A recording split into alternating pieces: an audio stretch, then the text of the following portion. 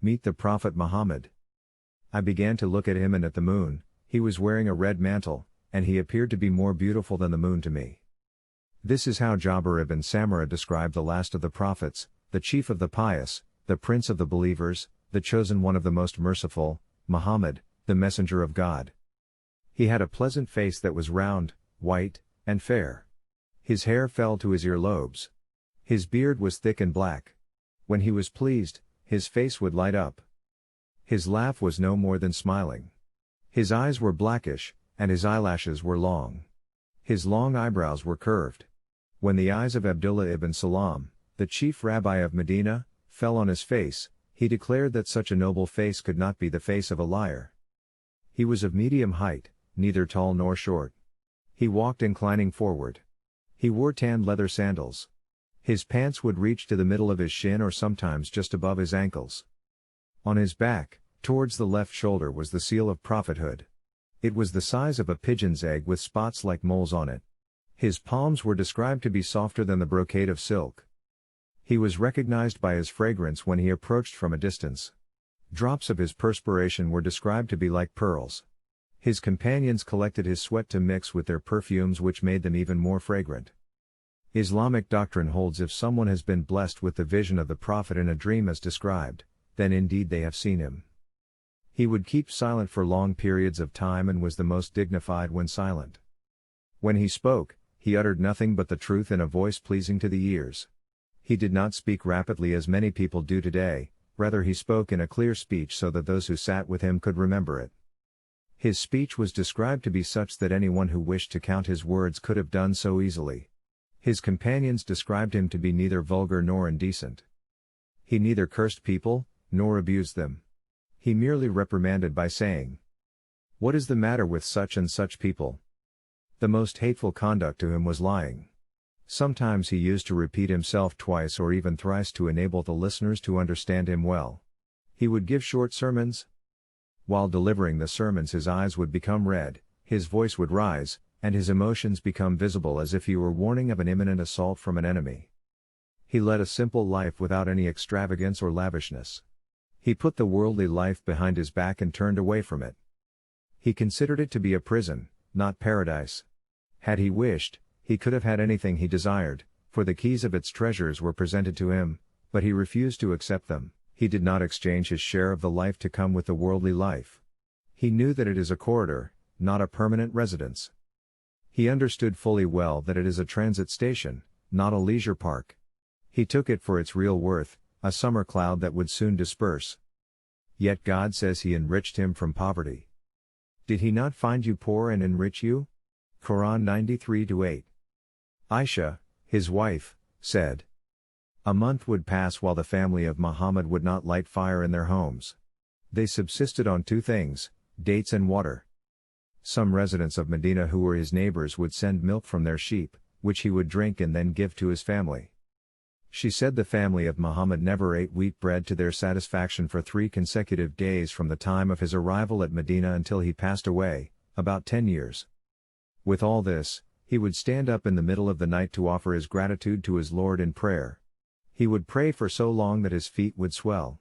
When his wives would ask why he worshipped God so much, his only response would be, "Shall I not be a thankful servant of God?" Sahih al-Bukhari, Sahih Muslim. Omar, one of his companions, remembering the days he passed in hunger, said that sometimes the Prophet did not even have rotten dates to satisfy his hunger. Abdullah ibn Masud, another companion and eyewitness, says that once, when Muhammad, may the mercy and blessings of God be upon him, awoke from sleep, the marks of the mat made out of date palm leaves on which he used to sleep were etched on his body. Abdullah complained, "My father and mother be ransomed for you. Why did you not let us prepare something, softer, for you from which you could protect yourself?" He replied, "I have nothing to do with this world. I am in this world like a rider who stops under the shade of the tree for a short time and, after taking rest, he resumes his journey again, leaving the tree behind." Various conquerors in the annals of history are known for spilling rivers of blood and erecting pyramids of skulls. Muhammad, may the mercy and blessings of God be upon him, is known for his forgiveness. He never took revenge from anyone who wronged him, to the point that he never struck anybody with his hand, neither a woman nor a servant, unless he was fighting in battle. His forgiveness could be seen on the day he entered Mecca as a conqueror after 8 years of exile.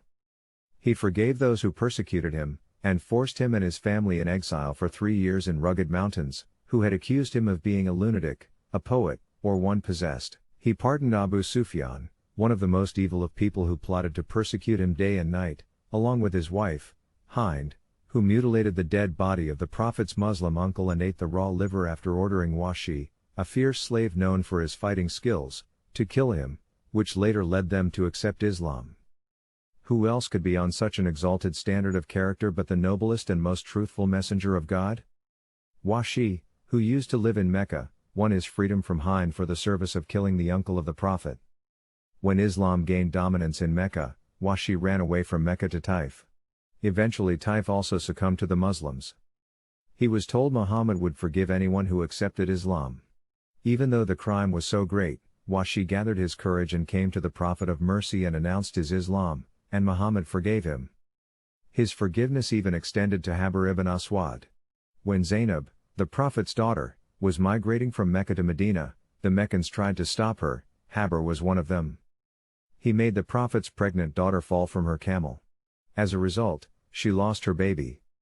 Running away from the guilt of his crime, Haber fled to Iran, but God turned his heart towards the Prophet. So he came to the Prophet's court, acknowledged his guilt, bore the testimony of faith, and was forgiven by the Prophet. Muhammad performed physical miracles with God's permission.